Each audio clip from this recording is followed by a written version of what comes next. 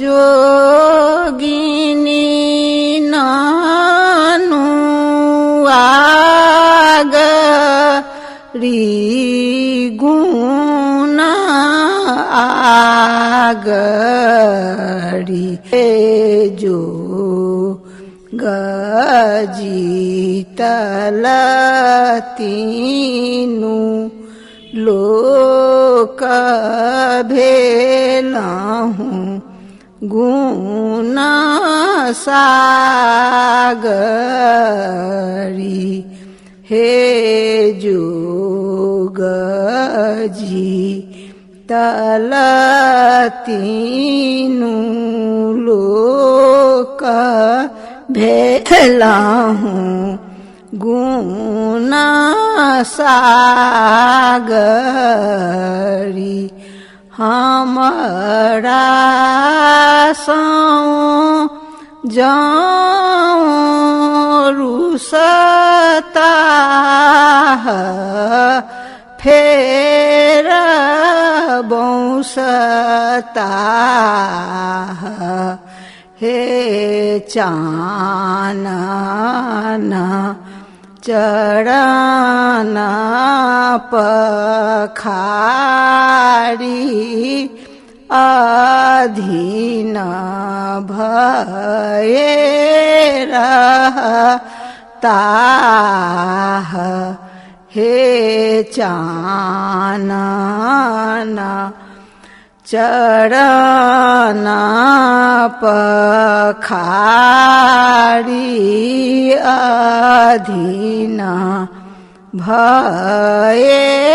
रहता चान सूरुज जकां उगता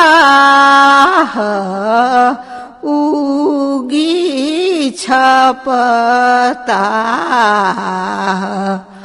हे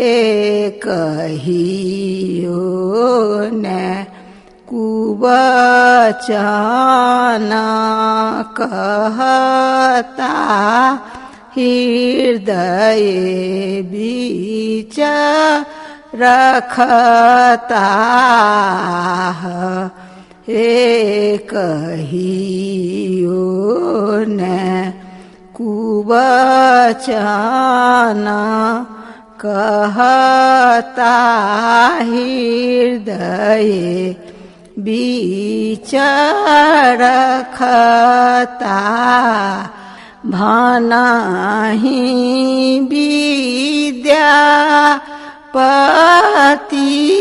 गाओल फल